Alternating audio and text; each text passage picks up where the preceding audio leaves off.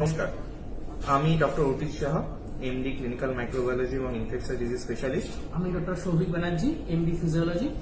আমরা আজকে একটা জেনারেল অ্যাওয়ারনেসের জন্য একটা প্রশ্নোত্তর পর্ব রাখছি নিজেদের মধ্যে, যাতে সাধারণ মানুষ যারা আজকে ঘরের মধ্যে আছেন কোয়ারেন্টাইনে, তাদের যদি আজকে যে সিমটমস গুলো হচ্ছে জ্বর, সর্দি, কাশি, তারা কি করে এইগুলোকে একটু ডিফারেন্সিয়েট করতে পারবেন নিজেদের মতো করে, তার একটা সম্যক ধারণা আমরা তুলে দেওয়া আপনাদের কাছে চেষ্টা করছি। শুরু করুন। প্রথমে ডক্টর সাহা, আমি এটা বলি, আমাদের এখন ধরুন কমন কাফ অ্যান্ড কোল্ডের টাইম, সাধারণ মানুষের একটা ফুসফুসে কাশি, একটু সর্দি, একটু হাঁচি, তো সাধারণ মানুষের তরফ থেকে বলছি, তো সেটা কিভাবে তারা ভাববে যে এটা অ্যাকচুয়ালি কোভিড-19 নয়, এটা অ্যাকচুয়ালি একটা কমন ইনফ্লুয়েঞ্জা ফিভার বা ইনফ্লুয়েঞ্জা অ্যাটাক, এটা বিশেষ করে। ডক্টর ব্যানার্জি, এই ব্যাপারটা আপনি খুব দামি প্রশ্ন আমাদের কাছে তুলে রেখেছেন। এই প্রশ্নটা খুবই আজকে একটা বার্নিং প্রশ্ন, কারণ আজকে ঘরে ঘরে কিন্তু প্রত্যেকেরই জ্বর আসতে পারে, প্রত্যেকেরই একটু শ্বাসজনিত সমস্যা হতে পারে। তো সেইটাকে আমরা কিভাবে ডিফারেন্সিয়েট পার্থক্য করব কোভিড-19 এর কাছ থেকে, সেটা কিন্তু খুব দামি এবং গুরুত্বপূর্ণ একটা প্রশ্ন। তো আমি তিনটে বিষয় রাখছি যে আমাদের কাছে একটা জ্বর, সর্দি, কাশি কিভাবে আমাদের কাছে আসতে পারে এবং সেটা কিভাবে আমরা ডিফারেন্সিয়েট করব। প্রথম আমরা রাখছি ভাইরাল ফিভার, একটা মোস্ট কমন, ব্যাকটেরিয়াল ফিভার, আর একটা রাখছি কোভিড-19, রাইট? যে কোনো ভাইরাল ফিভার, যেটা কমন আমরা ফ্লু বলে থাকি, ইনফ্লুয়েঞ্জার অনেক রকম সাধারণ, অনেক রকম আমাদের tropical country there are many viruses, minor virus, এছাড়া অনেক আরো ভাইরাসেস রয়েছে। তো সেই ভাইরাসগুলো যখন আসবে, আমাদের কিন্তু ইনিশিয়াল কোভিড-19 এর সাথে সিমটমস গুলো পুরোপুরি ম্যাচ করবে। জ্বর আসবে, কারোর গলা ব্যথা হবে, ইনফ্লুয়েঞ্জা মেইনলি গলা ব্যথা করে, ফুকফুকে কাশি আসতে পারে, কিছু কিছু ভাইরাসে আপনার একটু ডায়রিয়া আসতে পারে। কিন্তু এই প্রত্যেকটা কিন্তু আপনার ফিভারটা 3 থেকে 4 দিন ম্যাক্সিমাম থাকবে, তার থেকে বেশি না। যে কোনো ভাইরাল ফিভার আমাদের যা ইমিউনিটি ওয়াইজ, কারোর মাইল্ড সিমটম, কারোর মডারেট সিমটম, যে কোনো ভাইরাল ফিভার প্যারাসিটামল এবং জল যদি খাই, তাহলে কিন্তু 3 থেকে 4 দিনের মধ্যে সেটা সাবসাইড করে যাবে, আমরা ঠিক হয়ে যাবো, আমরা ঠিক হয়ে যাবো, ভালো করে ঠিক হয়ে যাবো, আমরা ঠিক হয়ে যাবো। 1 নম্বর। 2 নম্বর, যদি আমার ব্যাকটেরিয়াল ফিভার, ব্যাকটেরিয়াল কিছু সিমটমস হয়, ব্যাকটেরিয়াল ইনফেকশন হয়, তাহলে আমার একটা ব্যাকটেরিয়াল ফ্যারিঞ্জাইটিস হতে পারে, একটা টনসিলাইটিস হতে পারে, একটা ব্যাকটেরিয়াল নিউমোনিয়া হতে পারে। সেই সব ক্ষেত্রে আমার কিন্তু সিমটমসটা অনেক বেশি থাকবে, আমার প্রথম দিন থেকেই কিন্তু সিমটমসটা কিন্তু অনেক বেশি থাকবে, পেশেন্ট কিন্তু অনেক বেশি সিক হবে, অনেক, হ্যাঁ এক্স্যাক্টলি, কারণ ব্যাকটেরিয়া কিছু টক্সিন রিলিজ করে, দেয়ার আর সাম এক্সোটক্সিন এন্ড এন্ডোটক্সিন, বিভিন্ন ব্যাকটেরিয়া যদি আমি প্রকারভেদ করি, মানুষ কিন্তু অনেক বেশি সিক থাকবে। তবে হ্যাঁ, এটা ইমিউনিটির উপরে ডিপেন্ড করছে। ভাইরাল ফিভারে যদি একটা বয়স্ক মানুষ অনেক হতে পারে, কিন্তু আমি যদি এটা জেনারেলাইজ একটা বলছি, এদের কিন্তু অনেকটা সিক হবে, এটা কিন্তু আপনার অ্যান্টিবায়োটিক দরকার আছে, এটা কিন্তু আপনাকে ডাক্তারবাবুর এই জায়গাটা একটু পরামর্শ নিতে হবে। একটা ব্যাকটেরিয়াল ফিভার বা একটা ব্যাকটেরিয়াল যদি সিমটমস যদি আমার হয়, একটা নিউমোনিয়া হয়, তাহলে কিন্তু আপনার কিন্তু 2-3 দিনে সাবসাইড করবে না। আপনি একটা অ্যান্টিবায়োটিক নিলে তখন কিন্তু আপনার সিমটমটা সাবসাইড করছে। এটা কিন্তু অনেক কিছু এক্সেপশন আছে, কিন্তু আমরা জেনারেলাইজটা করি। কোভিড-19 এর ক্ষেত্রে যে যতগুলো স্টাডিজ রয়েছে এখনো পর্যন্ত, জামা, চাইনিজের সাথে WHO যে ওদের যে কম্বাইন্ড স্টাডি, যতগুলো কানাডা থেকে যা যা ইনফরমেশন, ইউএস এর কারেন্ট যে ইনফরমেশন, কোভিড-19 এর ক্ষেত্রে শুরু হচ্ছে কিন্তু 98% কেসে কিন্তু ফিভার। 1 নম্বর আপনার কিন্তু ফিভারটা থাকছে, তার সাথে কিন্তু একটা ম্যালেজ বা মায়ালজিয়া বা আর্থালজিয়া, মানে একটা গায়ে ব্যথা, প্রচন্ড পরিমাণে গায়ে ব্যথা, এটা কিন্তু ভাইরাল ফিভারের সাথে খুব করে মিলছে। কিন্তু এই ভাইরাল ফিভার যেখানে আমার 3 to 4 ডেজ এর মধ্যে ম্যাক্সিমাম আমার সাবসাইড করে যাচ্ছে, কোভিড-19 কিন্তু আমার 0 to 5 ডেজ এই সিমটমস গুলো কিন্তু কন্টিনিউ করছে। মানে আমি যদি আপনার কথাটা নিয়ে নিই, এটা সাধারণ মানুষের তরফ থেকে, তার মানে সাধারণ ভাইরাল ফিভার যেটা আমরা 4-5 দিনে আমরা আস্তে আস্তে 5th গিয়ার থেকে ফার্স্ট গিয়ারে আসছি, কোভিড-19 সেখানে 5 দিনের পরে 5th গিয়ার নিয়ে নেয়। এক্স্যাক্টলি নর্মাল কিন্তু ভাইরাল ফিভার গুলো প্যারাসিটামল জলের মধ্যে বা সেট্রিজিন যা যা আমরা দিচ্ছি সুন্দর করে সেগুলো কিন্তু সিমটোমেটিক ম্যানেজমেন্টে রেসপন্স করছে। কোভিড-19 এর ক্ষেত্রে কিন্তু সেক্ষেত্রে কিন্তু একটু সিমটমস গুলো কিন্তু বাড়ছে। সেই জায়গা থেকে আমার 5 দিনের মাথা থেকে আমার কিন্তু একটা শ্বাসকষ্ট শুরু হতে পারে। শ্বাসকষ্ট শুরু হয়ে এই 5 থেকে 7 দিন, মানে 5 থেকে 7 দিন মানে মিডিয়ান ইনকিউবেশন পিরিয়ড। না, মিডিয়ান ইনকিউবেশন পিরিয়ডটা হচ্ছে 5 ডেজ। এখানে একটা কথা মাথায় রাখতে হবে, ইনকিউবেশন পিরিয়ড মানে হচ্ছে আমার কিন্তু যে দিনের মাধ্যমে প্রথম সিমটমটা প্রকাশ পায়। এবার কোভিড-19 এ সেটা দেখা গেছে 5.19 ডেজ, হ্যাঁ 5.2 ডেজ, কিন্তু ম্যাক্সিমাম 10 to 14 ডেজ হতে পারে।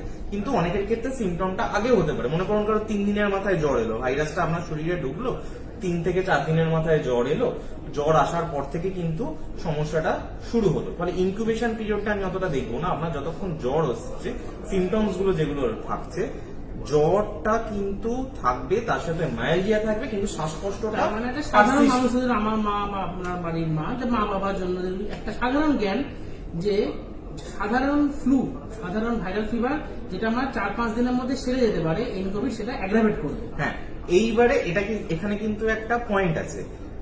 80% কোভিড-19 কিন্তু মাইল্ড সিমটম করবে, মানে 80% কেসে কিন্তু কোভিড-19 ভাইরাল ফিভারের মতো সেরে যেতে পারে। It is always depends on personal immunity, age, comorbid factors. ফলে দেখা গেছে, আমি যদি ক্লাসিফিকেশন করি, 80% মানুষ ভালো হয়ে গেছে কোনো কিছু অল্প সাধারণ সিমটমস নিয়ে, 20% মানুষ, 13% থেকে 15% মানুষ মাঝারি সিমটমস রয়েছে, 4% মানুষকে সিরিয়াস হয়ে গেছে, যারা কিন্তু হাসপাতালে তাদের ক্রিটিক্যাল কেয়ার ইউনিটে ভর্তি হতে হয়েছে।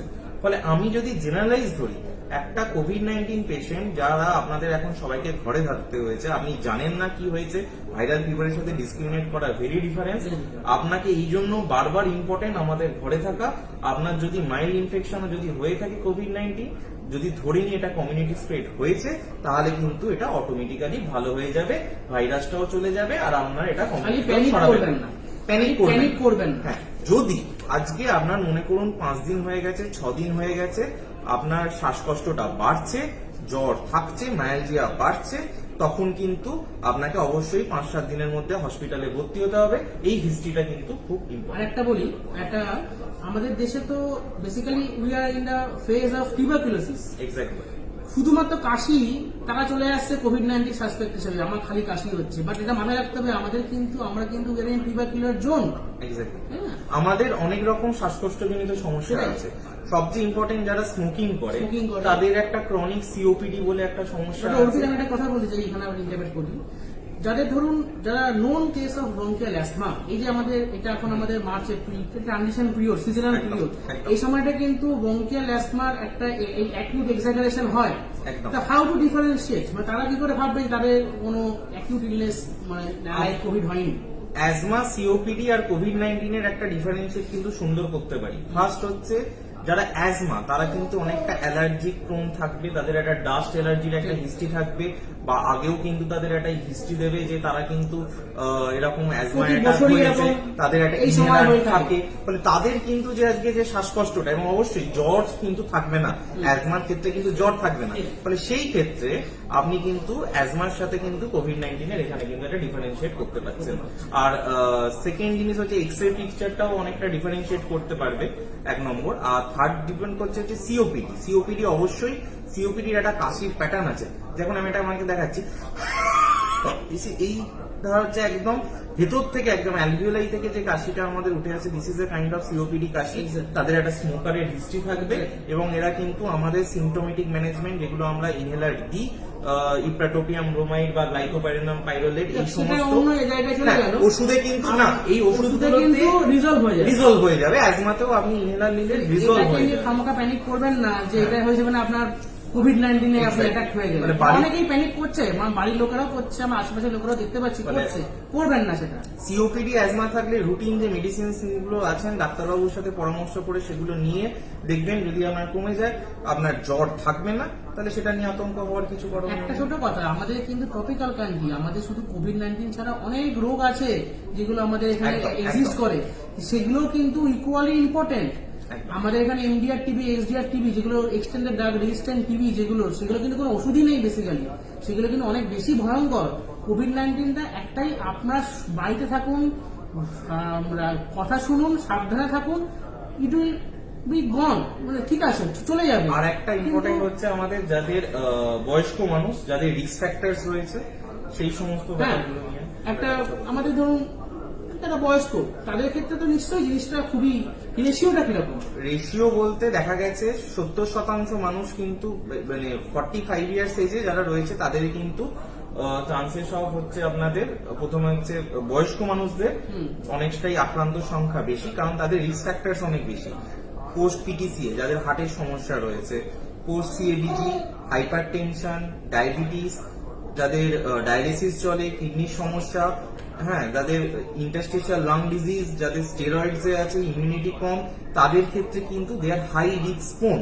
তো এই হাই রিস্ক পোন মানুষগুলোর কিন্তু বাড়তি সতর্কতা। আপনাদের যদি আজকে কেউ একটা সোজা সমীকরণ যদি আমি ফলো করি, আপনি একটা ক্লোজ যদি ঘরের মধ্যে আপনি আজকে যদি 6 মাস 1 বছর কাটিয়ে দেন, সব রেশন রেখে বা বাইরে থেকে যদি কোনো কন্ট্যাক্টে নিলেন না, সেরকম ভাবে আপনি বাইরে বেরোলেন না, আপনার কিন্তু কোভিড-19 আক্রান্ত হবেন না, কারণ কোভিড-19টা কিন্তু কোনো মানুষের থ্রু দিয়েই আসছে।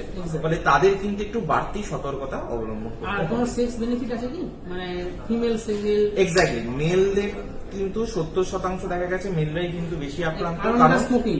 অবশ্যই স্মোকিংটাই দেখা গেছে সমস্ত ডেভেলপ কান্ট্রির যে ডাটা, ম্যাক্সিমাম মানুষ যাদের ছেলেরা তারা কিন্তু স্মোকিং, তাই ছেলেদের আক্রান্তের সংখ্যা অনেকটাই বেশি।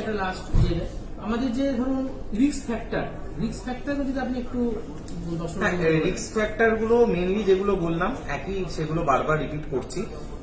সেগুলো হলো ওল্ড এজ, অবশ্যই ইমিউনো কম্প্রোমাইজ,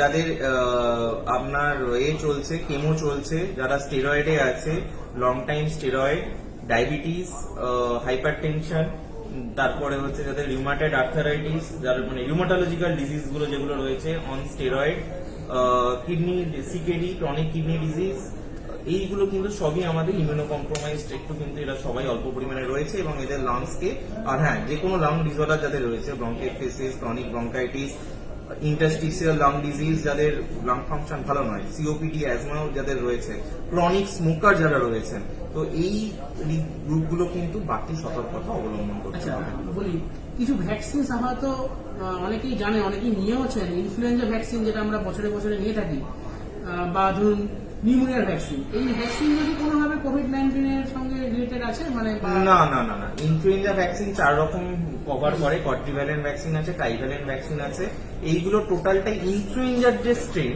সেইগুলোকে কিন্তু কভার করে। আমাদের H1N1, H3N2 অনেকেই কিন্তু এইগুলোর সাথে কিন্তু অনেকেই আছে ওল্ড এজ পেশেন্ট, তারা ইনফ্লুয়েঞ্জা ভ্যাকসিন নেন বলে দিব্য ঘুরে বেড়াচ্ছেন বাইরে, আমি তো ভ্যাকসিন নিয়ে বসে আছি। এটা কিন্তু বেসিক্যালি কভার করে না, এটা মাথায় রাখবেন। ইনফ্লুয়েঞ্জা ভ্যাকসিন বা নিউমোভ্যাক ভ্যাকসিন বা নিউমোকক্কাল ভ্যাকসিন, এগুলো কিন্তু কোভিড-19 এর সাথে কোনো সম্পর্ক নেই, কোভিড-19 এর সঙ্গে এগুলো সম্পর্ক নেই, এগুলো কিন্তু কোভিড-19 এর ভ্যাকসিন নয়। এইগুলো নিলে একটা সতর্কতা যে হ্যাঁ, আপনার কমন ফ্লু গুলো হয়তো হওয়ার শতাংশটা অনেকটাই কমে যায়। ঠিক আছে, মোটামুটি আমরা তাহলে জেনারেল অ্যাওয়ারনেসের জন্য সব পয়েন্ট গুলো কভার করলাম। আরো পরে আসবো, আরো আমরা সতর্কতামূলক আরো ভিডিও চাইবো আপনাদের কাছে পৌঁছে দিতে পারলে, এইটা নিজেরা শুনুন এবং আরো সবার কাছে, জনসমাজের কাছে এটাকে পৌঁছে দিন। ধন্যবাদ।